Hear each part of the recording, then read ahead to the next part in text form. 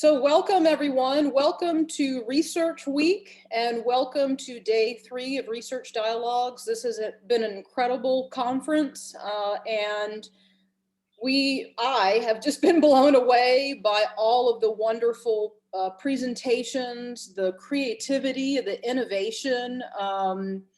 We've had some wonderful discussions in these Q&A sessions, lots of really great questions. So first I want to welcome everyone. My name's Lisa Piazza and I'm the Director for Undergraduate Research.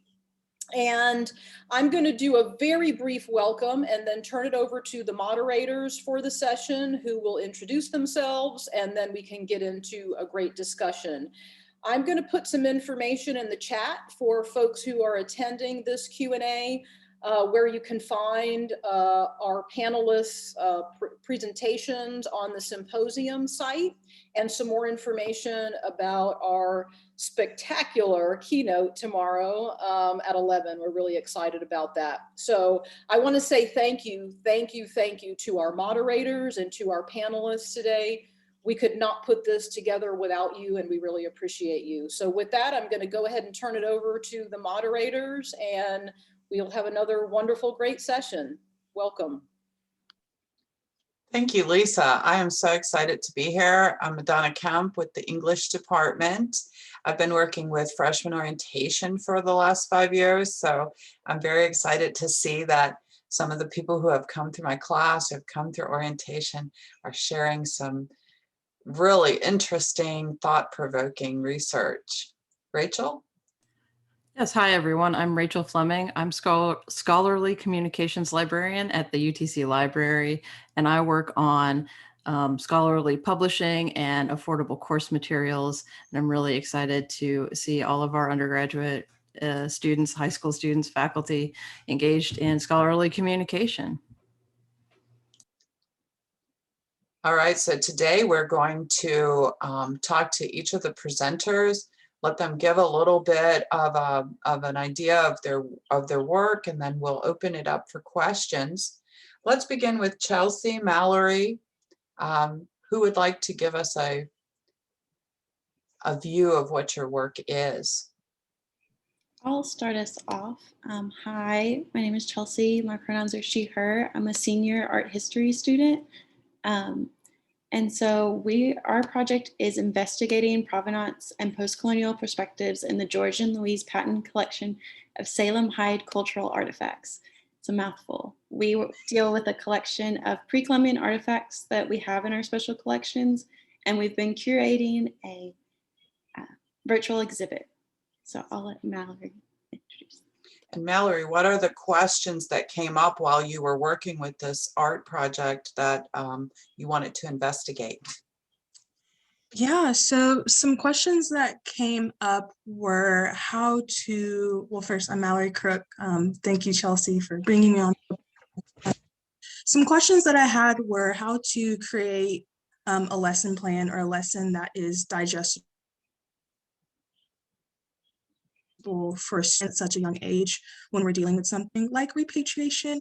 And so I really just wanted to create a hands-on project that they could do while learning about some different artifacts in a country they may have never heard about. Laila? Did I say your name right? Yes, ma'am. Hi, my name is Laila Hinton. I'm a senior at Chattanooga School for the Arts and Sciences. And a little background about my presentation is it's a documentary on education and the interrelationship between poverty and how poverty affects children's education and just affects their whole life. What is something interesting that you came across while you were working on this project? In the data from the actual workers in the equity department of Hamilton County's educational system, because I interviewed one of those and I never knew about the actual data. Yes, there's a lot of things that are kind of hidden from us, right? We have to dig for them. That's a good thing to come across to learn. Dr. Hogg, am I saying your name correctly? Yes. Would you give us a purview of your work as well? Certainly. So this study in particular is looking at influencers of ACL injury risk. So the ACL is a ligament in the knee. A lot of famous people, a lot of famous athletes tear it. And we are currently doing a poor job of rehabilitating those injuries. Re-injury rates are pretty high. So this study in specific was looking at a way to alter movement patterns in a way that would be more safe. And we used virtual reality and augmented reality, virtual reality really to do that. And we found that people were behaving more automatic, which is a good thing. That is wonderful. As a soccer fan, I greatly appreciate your work. Yes. Very common injury for soccer players. And Morgan. Yes, ma'am. Can you give us a summary of your work and anything interesting that you noticed? You didn't realize you were going to find it, right? You stumbled. Yeah, absolutely. So my name's Morgan, and I'm a pre-professional biology major at UTC. And I got this opportunity through the Honors College. I'm very thankful for this opportunity. And my research was exploring the seasonality of COVID-19 in Hamilton County, Tennessee, Shelby County, Tennessee, and Davidson County, Tennessee. So Chattanooga, Memphis, and Nashville. And basically trying to see the correlation between weather data and transmission analysis for COVID-19. And what I noticed through reading the data was that, and I apologize if I'm breathing really hard right now. I haven't talked to people in a long time. So, but I noticed within my analysis that whenever the weather data was presenting as hotter or warmer through different factors within weather data, the transmission of COVID-19 was higher rather than whenever it was colder. So that was something that was really cool. I've never really worked with weather data before, and something that I've also had to learn how to do throughout this research fellowship was learning how to R code. And I am not a computer science major or minor, and that was something that I'm very, very thankful that I got the opportunity to learn how to do that. That's something that I'll be able to put on my, vet school application. So I'm very, very thankful that I got a chance to learn how to do that. Yes, that is very exciting and very kairotic work, right? Very in the now. Okay, Rachel, would you like to start us off with the next section or Sure. segment of our conversation? Absolutely. I'm really wondering, and since we've got a kind of smaller group, we can really get into it. Kind of what y'all were expecting when you started out the research process, and then how it turned out in reality. What really surprised you about the process? What weren't you expecting, and how you addressed those issues? Let's start with Laila. I really thought that it would be easy, honestly, because I was in a capstone class and we were taught how to kind of create a documentary and how to start your research, but it was the total opposite. I was trying to find out are these the right sources to use, and how would I incorporate my photos into a certain documentary a certain way? How would I shoot it? Because I shot my documentary completely on my iPhone. So it was kind of confusing and hard. And I was shocked, honestly. I just did not know that it takes a lot to make a documentary. Yeah, the process is just so much more involved than we think. And Morgan was almost kind of just speaking to that. Do you want to add to that, Morgan? Yeah, so this was my first professional research opportunity. So there was definitely a lot of guidance for me to head in a direction through the R coding Google Colab format. But as far as kind of even just presenting the PowerPoint format to submit to research dialogues, what does that look like? So it was it was a little difficult for me, especially as a first generation college student and non-traditional student. And during a pandemic, trying to ask the right questions and communicate with my mentor and the people that I'm, kind of working with on this project. There was a lot of barriers, but the end result was I learned a lot from it. And there you go. Chelsey, That is a good lesson, yeah, right? How to absolutely. overcome our obstacles. Chelsey and Mallory. I'll go. What was most surprising for me, I took part of this exhibit that we were doing was interviewing scholars.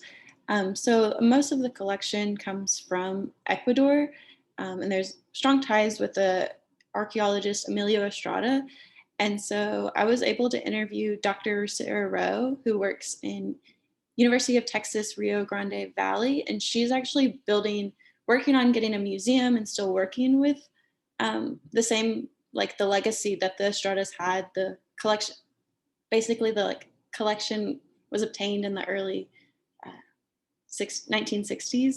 So to think that even now in 2020, like we're still, or I guess 2021, wow. But we're still working on building these histories and working, other people in Texas were working with that. Mallory, what about you?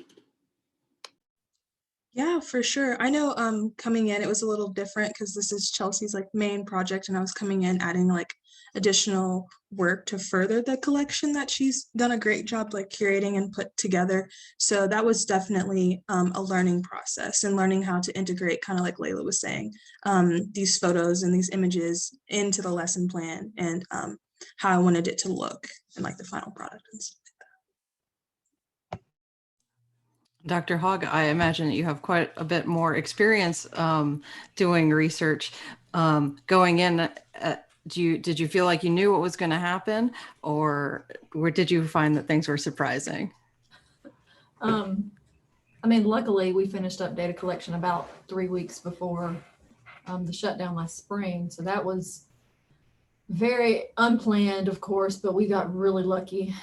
And that we had managed to do that, because if that hadn't happened, so I had to collect data in person, and we spend it was a 2-session study, so we spend in total about 2.5 hours with each participant, one-on-one. So the scheduling is what's really hard. We've got to schedule the participant, me, 2 or 3 lab assistants. It takes multiple people to collect that data. So that's always the really hard part. Aside from the pandemic, the things that were also unanticipated were just technology breaking down. We had some brand new pupil trackers. So we were tracking people's pupils as they were looking, and these state-of-the-art pupil trackers that go in the virtual reality headset kept breaking down. We had some computer science folks coding that for us, and the actual technology was just not good. But we had to send that back to Berlin because that's who made it. And we had to have them overnighted both ways. And that was a challenge. And then there was also construction going on in the map building at the time, right next to the lab, and people are banging on the walls, and we can't really collect data. So those are all things that I didn't think I would have to deal with. But, we overcame it, and not at all research related, just complete, personnel, equipment, technology. That's how it goes. So this I think is something we should all go into a project understanding, right? Things are going to break down. We can't control everything. We cannot control it all. Another thing we can't really control, but we might try to, is the impact of our work. Where do you see your work moving, in our culture? How do you, right, Mallory, you feel what I'm saying here? Do you want to go ahead and start us off? Yeah, for sure.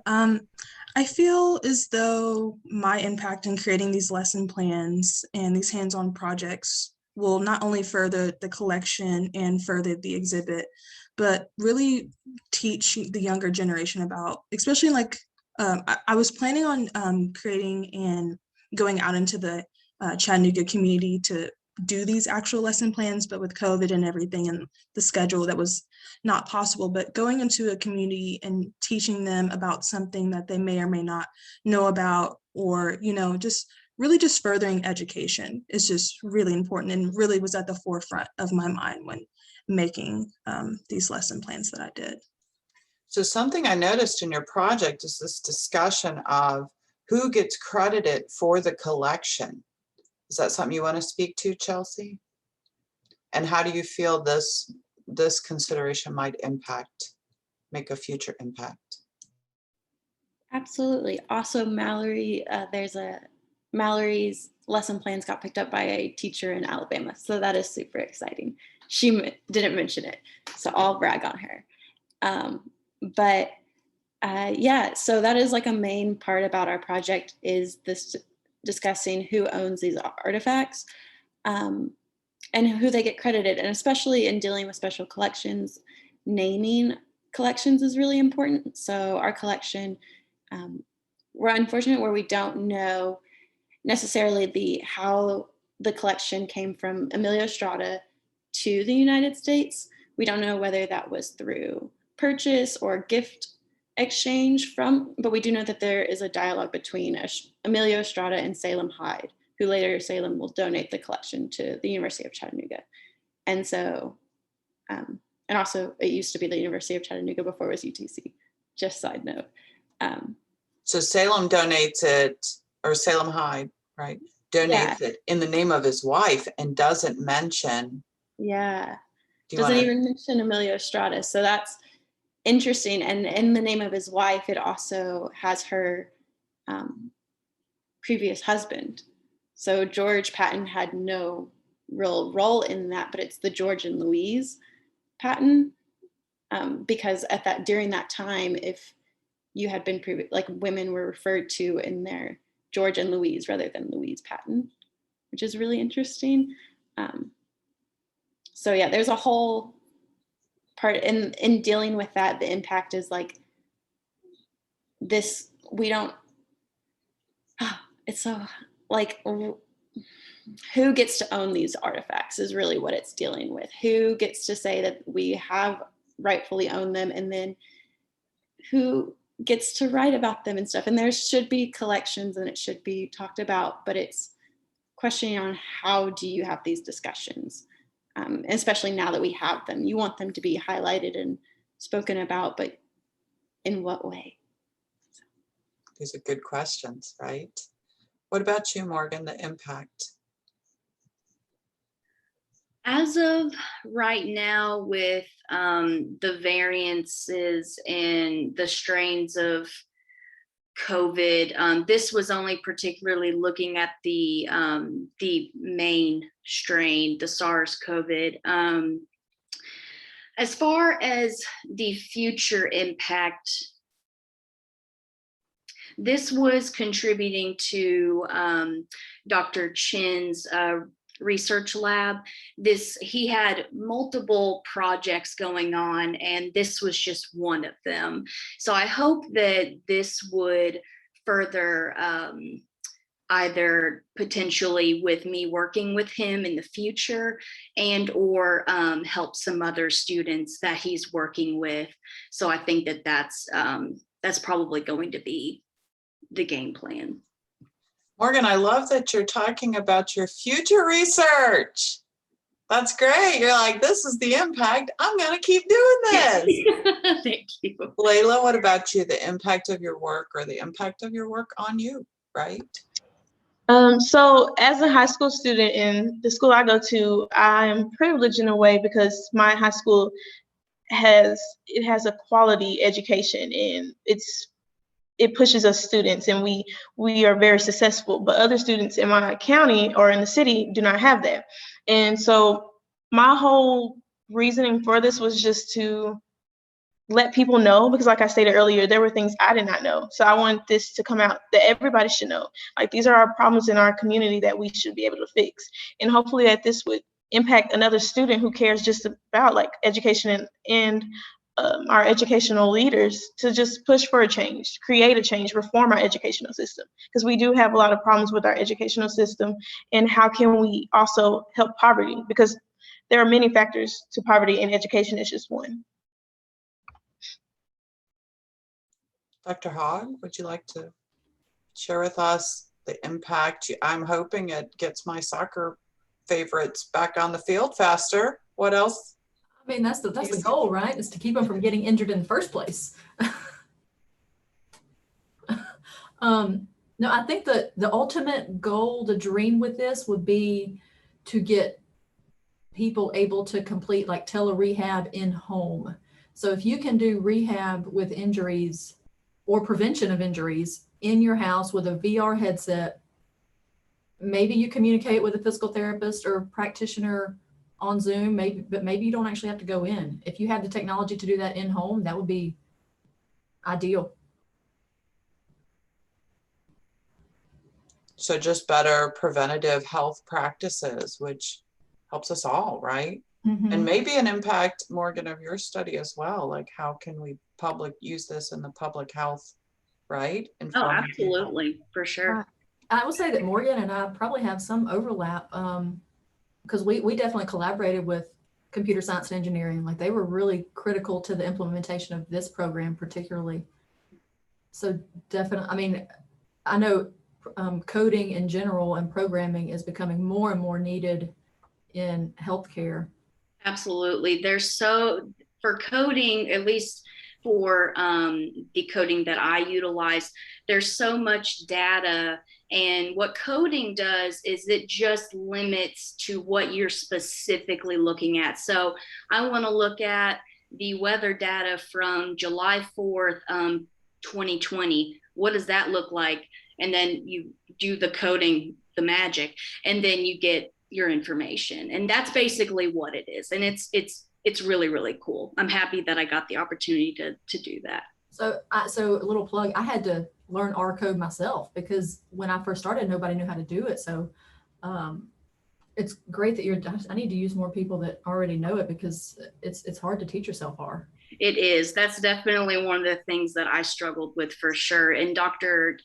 Chen did a really, really good job with appointing the right people to guide me through that, as well as him. He literally made the Google Colab program for us. And it's just like, hey, go here if you want to look at weather. Hey, go here if you want to look at mobility data. He pretty much handed us all the resources we needed to be successful in teaching us. So in the future, I definitely recommend Dr. Chen. He's great. All right, noted. Dr. Kemp is muted. You can tell I was talking, right? I was just saying, I sense a future collaboration with Morgan and Dr. Hogg as being a possible impact of this meeting. Okay, Rachel. Yeah, I mean, I just want to underline that, like we've heard from so many of these presenters, like learning technology in order to do your research is just such a huge part of everything, you know, and I'm always having to learn new skills to accomplish my work and do my research. One of the things that really struck me about all of your projects, and they're all in different areas, but the same thing kind of kept coming up, which is they seem like projects that were just entering into a field. And I'm really wondering what kind of new questions came out of the research questions that you set out to ask initially. I want to start with Dr. Hogg, because you said at the start that this is in fact a pilot study. So you mean to find new questions? Oh, yes. It is a pilot study. So we employed two different manipulations, motor learning techniques. We employed two different motor learning techniques to see if we could improve outcomes in people at risk for ACL injury. One of those manipulations worked. So providing people with positive feedback. So they were doing a single leg squat. If their knee did the right thing and if their hips and trunk did the right thing, then they got positive feedback. That worked. What did not work was providing what's called autonomy support. So we allowed people to choose the color of their avatar. because evidence has shown if you give people a certain amount of autonomy, that they then will behave better biomechanically. And that did not work. So our next question is, how can we tweak that in a way that might be more effective? So that's number one. And also we're bringing in a concussion piece, because a lot of evidence shows that concussions lead to lower extremity injury. We don't know why, but it's been repeatedly shown. So because we're looking at some motor learning paradigms to influence lower extremity injury risk. I mean, motor learning is very neural, central nervous system generated as well. So we're starting to look at that interplay between why do people who have sustained concussion then appear to have higher injury risk, and can we use motor learning to maybe also influence that as well? So those are two questions. Those are great, exciting questions. Laila, I want to go to you next. How did creating this documentary kind of open up maybe more questions for you, and what are you thinking of doing with it in the future? Okay, so I had so many questions to ask them, but of course, like I had like a time limit. So from their answers, it got me to start questioning, what can I do? Because I mean, even if I'm in my senior year and I'm graduating, there's still something I can do.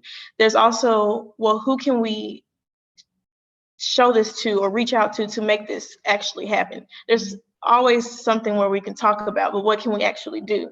And what does it look like? What do we envision it? What type of programs, what type of initiatives?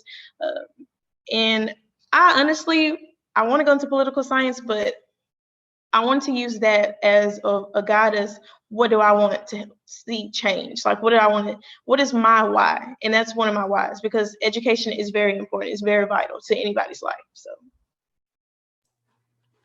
Great. Mallory? Yeah, so I think this raised more questions for me. I'm a senior, I'm in my senior year of college, so I'm going to be entering the job field pretty soon, and I've always been interested in museum education and art education, and so I'm getting to step my toe in and actually doing it around like an exhibition and special collections has really afforded me the skill set now that I wouldn't have had previously, for sure.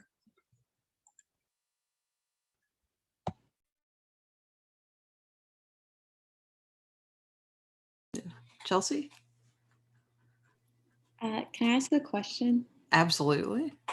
Laila, so is it that you want to go into poli-sci, because you're a senior in high school, so are you wanting to go into poli-sci post high school? Is that? Yeah.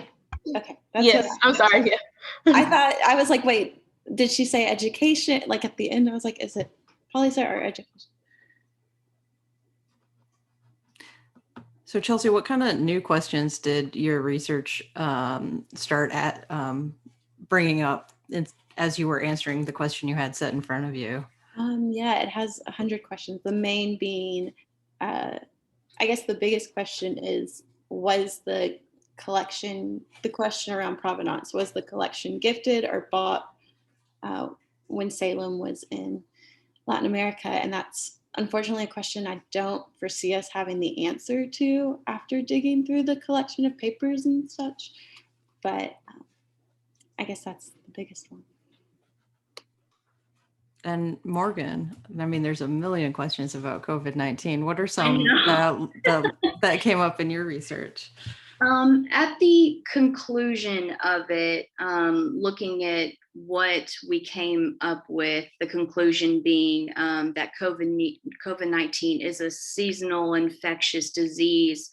One, how do we communicate that to the public? And of course, we're doing the things that we need to do with social distancing and wearing masks, but with the transmission analysis showing that the transmission is higher when the weather is warmer, is there other things that we need to be doing to lower that transmission? And how do we come up with that? How do we communicate that to the public? And then on the other side, with the transmission being lower when the weather is colder, why is that? And those are definitely the top questions that came up. But with the vaccine coming to be, I don't know if this is something that we could continue, but yeah, so. Yeah, so that is something that I'm interested in. As your audience, being able to read, your readership, reading your work, the first question for me is, what is the causation? Why? And I'm just immediately went to, people are outside, they're congregating together. And so is that a good hypothesis or not? Did you look into things like that yet? So with me specifically looking at just weather data, going for that being the factor that we're looking at in correlation with the transmission analysis. Within the weather data, we were looking at things called dew points, air temperature, and what was the other thing? And relative humidity. So those were the things that we were looking at. So whenever those were higher, that means that the weather is warmer. There's more humidity in the air, and that correlated with this is higher. Now the transmission analysis is going to be higher, or the transmission is going to be higher as well. So as far as what that implicates for why the transmission was higher, I did not look into that, but just looking into the meteorological data, that's what my study was focused on. So this might lead, yes, Dr. Hogg, I yes. have a question about that, Morgan. So how did you measure transmission? Did you measure it just by number of infections, or did you measure actual basic science, are particles transmitting? So through the Google Colab that Dr. Chin provided us with the R coding, that was one of the things that we utilized to get transmission analysis from. So I'm looking at, I don't know if everybody has access to my PowerPoint quite yet, but if you wanted to take a look at it later, I have graphs that show the transmission analysis of Hamilton County individually, Shelby County individually, Davidson County individually, and then all of that data put together. And then it just goes, so whenever that weather is hotter, with the noise too, whenever the weather is hotter, the transmission analysis is higher as well. So that was with the Google Colab in the R coding. That's the data that I got from that. And I think that the database that they utilized to get the R coding data from was the Johns Hopkins database for the COVID-19 map. I think that's the database that they were utilizing. Okay, so it's infections probably. Okay. Mm-hmm.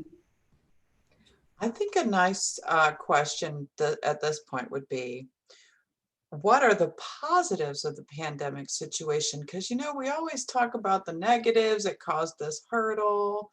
How did this switch, that you didn't anticipate, or maybe you did anticipate, but you didn't really desire? How did it actually work as a positive for you? What came out of that? Chelsey, you want to start us off? Sure. One of the biggest positives is this was intended to be a in-person exhibit. We did a catalog a few semesters back in Dr. Wolf's class. And because we got shut down, that was spring 2020. So we got shut down and we couldn't do the in-person exhibit. Over that summer, Carolyn Runyon asked if I would like to work on doing a virtual exhibit with the Your Tops program. And so that was a super big positive. I used to be a film student, so making things virtually is actually more preferred. I like working with video and stuff. So yeah, it was good because now I don't have to actually bring out the objects, and then they're more safe because they're housed. What would you say about that, Mallory?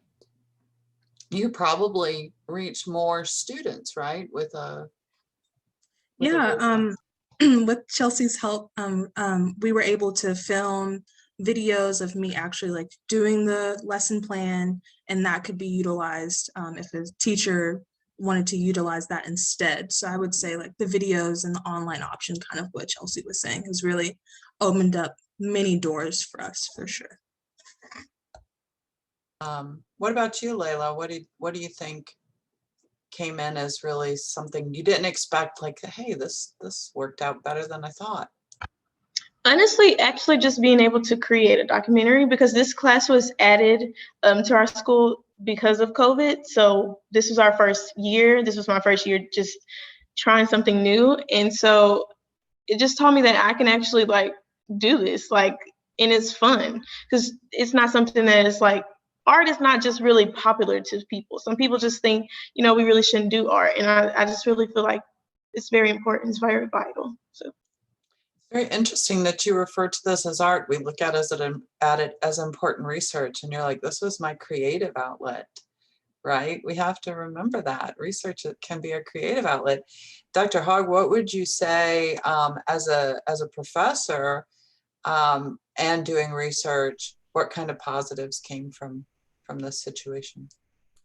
From the pandemic specifically, I had time to write up the paper. The paper's already under review at a journal, and there are probably 2 more papers coming from this project. So the pandemic for me was definitely a time to write a lot, which doesn't happen usually. Made space, right? I didn't have to drive 10 hours a week. I had more time for reading and writing. I don't have to waste time on like putting clothes on and makeup and hair, just pajamas, and saves so much time. Okay, Morgan, do you want to add to that conversation? Absolutely. With my study specifically looking at COVID-19 and the pandemic, I think the most not beneficial thing, but kind of adding a reality factor is being in Chattanooga and then seeing the data for Chattanooga. And that just really set it in for me. I'm like, this people, you watch news and like your family and your friends, and it's just like, oh my God, this is really happening, and this is what's going on. And I'm looking at it, studying it, and hopefully this can do something for somebody, or for Dr. Chin being, progressing somewhere. So I guess just looking at it and being in the moment, being in the area, and it's fascinating. It's science. There you go. I love to hear the passion, don't you, Rachel? I love it. It's magic. It's fascinating. Yes. Yes. Chelsey, you never said that about my class. I'll forgive you that. I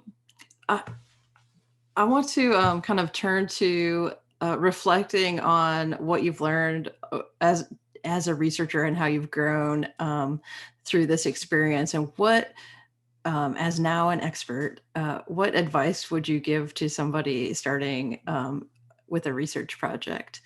Let's have volunteers to go first. Who's got something burning to say? Yeah, think about if you were addressing a freshman who had never tried one before. Well, that's what I kind of wanted to start with Laila. Well, okay, I was saying, one, don't be scared. I was kind of scared at first, but once you learn what you're doing, it's going to be okay. And don't be afraid to mess up, because we all mess up. So, I mean, that's the whole point of learning. Also, don't be afraid to ask for help. I wish, now that I look back on it, that I would like really ask for help, because I was struggling, but I got over it. But I really say ask for help and just don't be afraid. That's the whole point of it, to learn. It's so true. Chelsey? I guess my biggest place of advice, because I come from an art history background, is to look more from a global perspective than a Western. Right now, art history is trying to shift away from a Western art history to a global. So really just like taking the time to engage with works around the world, especially, obviously, I love Latin America. So if you can, that's somewhere that I think is really strong and really interesting. Yeah, and that's true even outside of art history in every field, even in the health sciences, we can look to see what folks are doing all around the world and not just, in the United States. Morgan? I absolutely second what Laila said.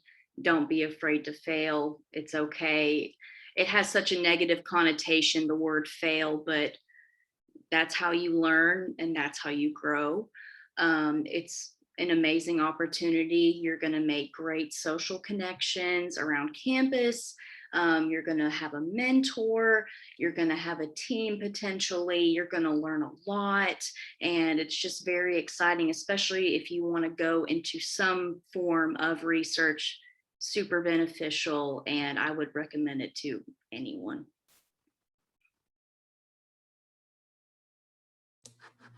Mallory? Yeah, I would just kind of say what everyone's been saying, give yourself like grace and allow yourself to be open to feedback as well, because you may be overlooking something that you just assume is already present within your work or your research, for sure. And then open to collaboration and working with other people, for sure, be a good one. And kind of what Chelsey was saying on the art historical perspective, being open to viewing all different types of art, for sure. I love collaborating. I hate to do my research alone. I really do. It just gives me so much energy to try and work with other people and learn from them and share my knowledge. Dr. Hogg, or go ahead, Madonna. I was just going to say I'm doing research on the rhetorical environment of breast cancer patients, the rhetoric used to construct. And I just got stuck. And you know what, y'all? I just met with a group of people and said, throw your questions at me. That's what got me over the obstacle, So collaboration is fabulous. I love it. Dr. Hogg, what advice do you have for researchers? I think they all said it really, really well. I think if I had that mindset when I was in high school and in college, it would have saved a lot of heartache. Being willing to fail and actually seeking out failure is really key, especially for a researcher. Over half of researching is being wrong. And I tell my students sometimes, at some point in my education, I realized that it was not important to have all the right answers, but it was more important to ask the right questions. And I don't know at what point that happened, that change, but at some point I'm like, the answers don't really matter. They do matter to an extent, but you got to know what information you need. I would like to see if Carly or Sarah or Renee would like to ask any questions or make any comments.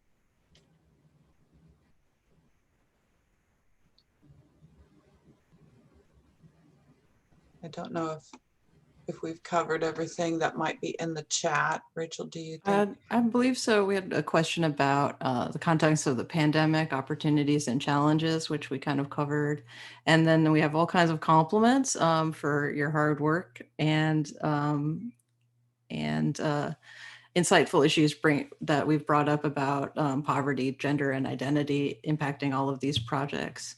I do have another question, and I want to just call out Laila because I really enjoyed watching your documentary, especially because you had these scenes from Chattanooga, and I've lived here 4 years, and it just reminded me how, this is my city, but there's definitely places that you can live your whole life in Chattanooga and not see some of the places.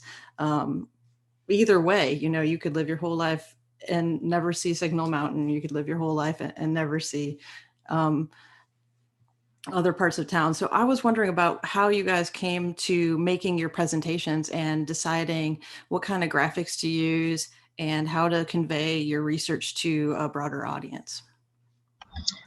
So my whole thing was I knew I was talking about poverty and education, but I was I can use to a certain extent students, but I also need to show the reality of it. And I didn't want to just get pictures off of the internet from just anywhere. I feel this is for my city, this is for my community. So I went around and took pictures from my community. And I thought that was just very vital because, like you said, you haven't really realized that this is my city. Like, we have good and bad parts. And I felt like that was like the most conveying part. Besides what I say, you have to be able to see it. And so that was one of the major points.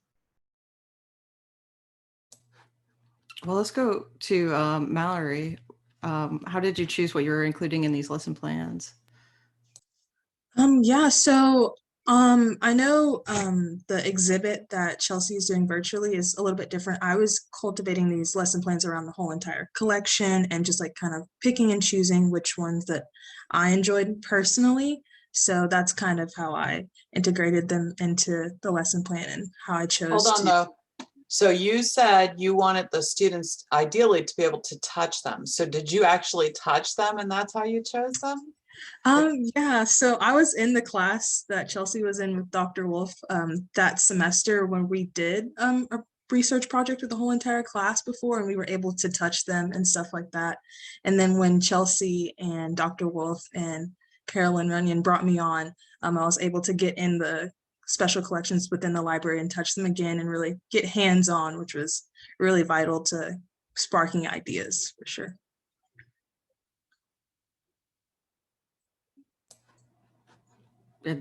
And Chelsey, your presentation, you had slides and you've got your online exhibit and you've got a little video too. How did you come up with these ideas about how to share your research? Yeah, so I guess, well, I'll take this opportunity to talk about what that is. That is the logo that's across our project, but it's also the letterhead that Salem Hyde used on on all of his letters, on the envelopes, across everything. So I watched Laila's documentary and I made a lot of videos for my project.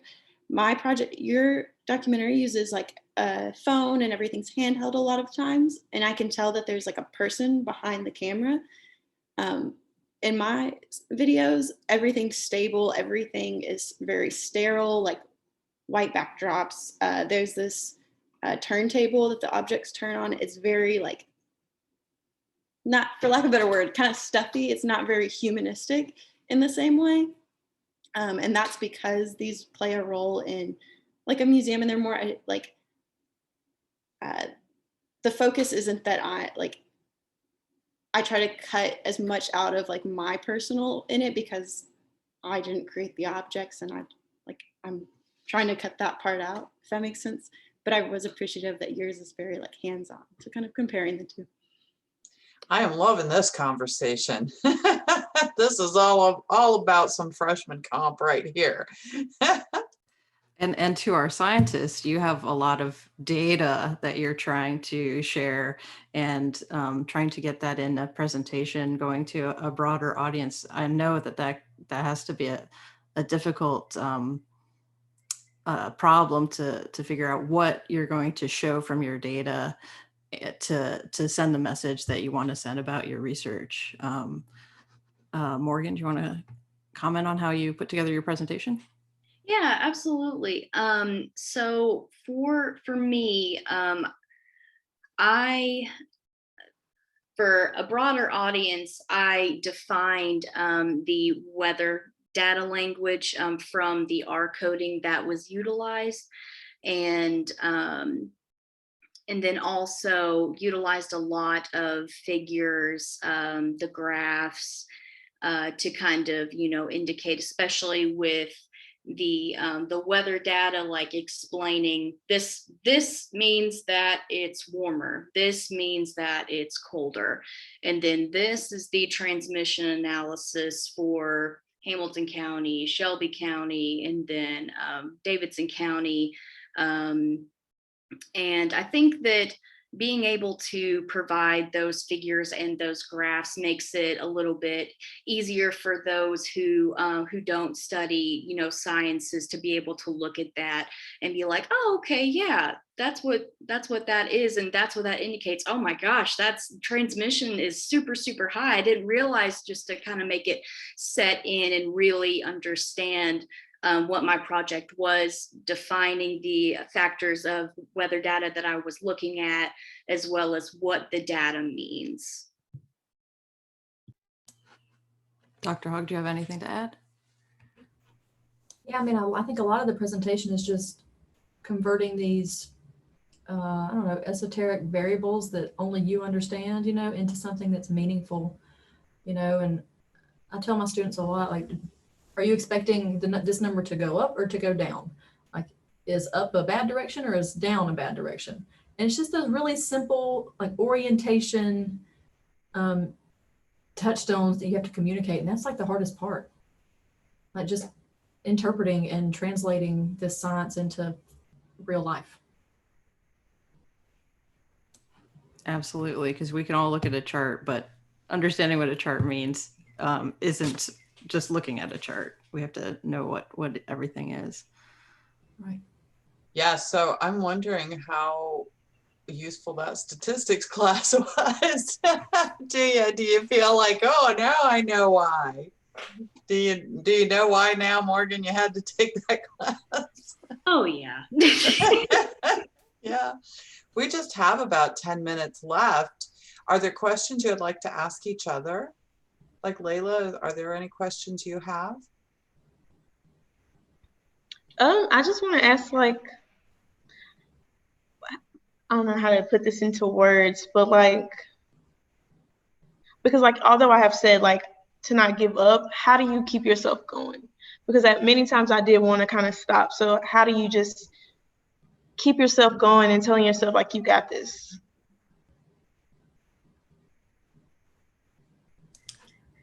That's a great question. So everyone is like thinking like, oh, I wish somebody else would answer that question for me. Chelsey, why don't you start us off? Okay, Laila, I want to compliment you for being the first one to ask a question. I'm just impressed by you. But thank you. I was very impressed by everything. But I would say the biggest thing in staying going, because I'm a senior graduating and it's just been a long time coming. My biggest thing has been taking breaks from it and coming back to it. Because especially when working with computers and everything, your head starts to hurt, you get irritated, your program starts to stop working. So I just have to be like, I'm very fortunate in a position as a researcher that we can come back to it.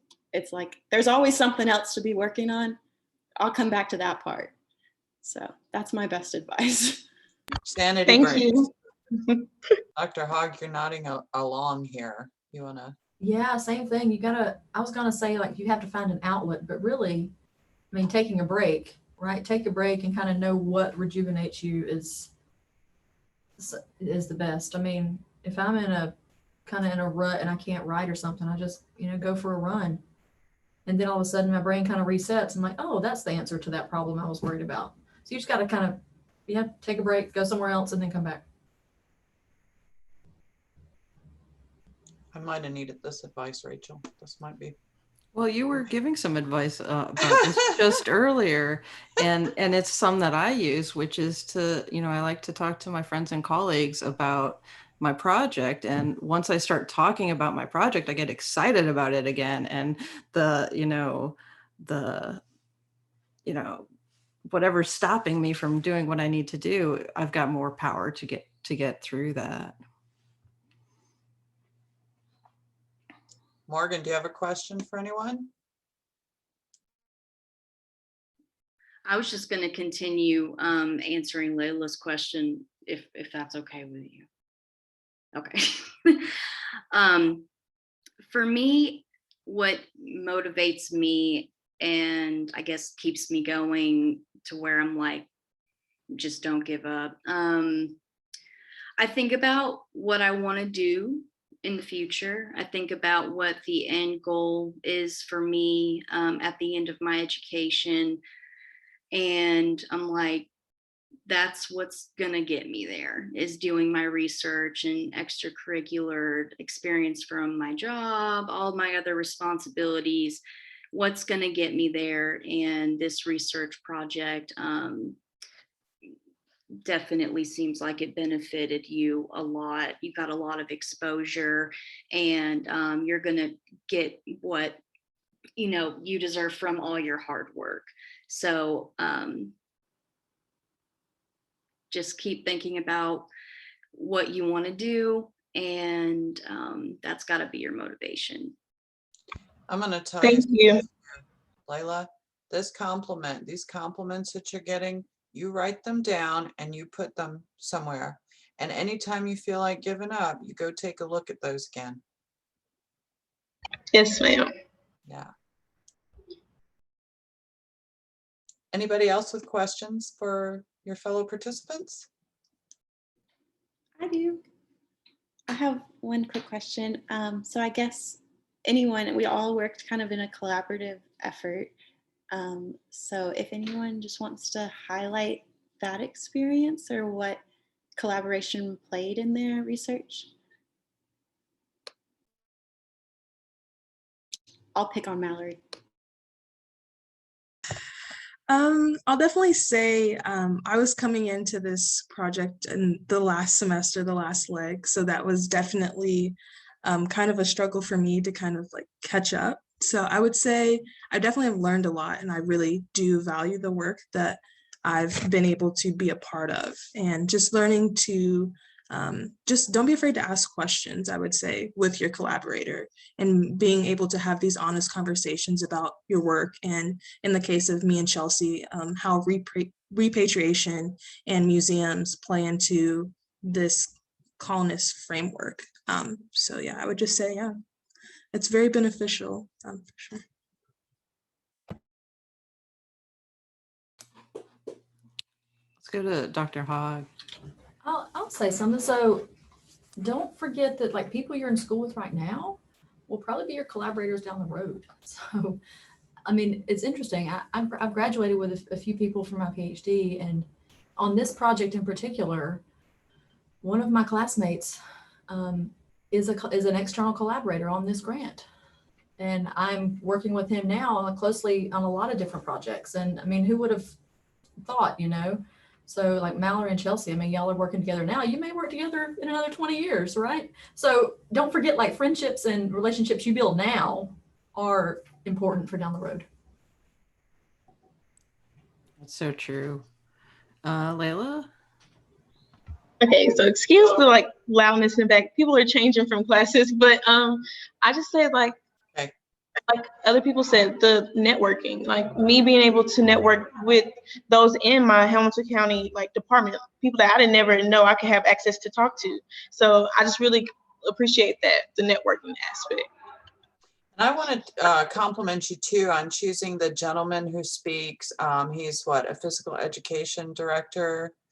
Very good. Like part of this presentation is choosing the right people to help you get across the message, and you can just feel his sincerity, and openness, and you're just really, as a reader audience willing to engage. That was a very good choice. Thank you. That was like one of my major things. I was like, I want people who also could testify. And I wanted, once they told me a little bit, I wanted to dig more into it, because that was like the whole aspect. Because obviously you have the positive end. You allowed education to help you beat poverty. So I felt like that was kind of like an circle to have somebody who actually experienced it.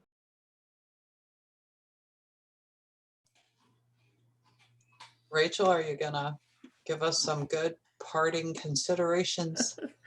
Well, we just have a couple of minutes left, so if anyone has any final words from the panel, let them jump in now.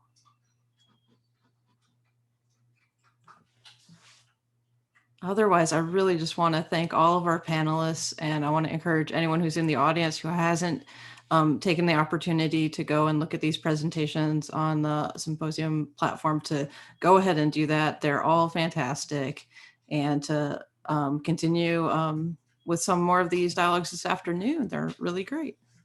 Wonderful. And I just want to say thank you to our moderators and presenters. This has been another phenomenal discussion. I wish all of you luck. I know that you're going to take these projects really far, and I'm excited to see what you do with your research. Congratulations, and thank you so much for joining us today. Wonderful job. Wonderful job. Thank you so much. Thank you.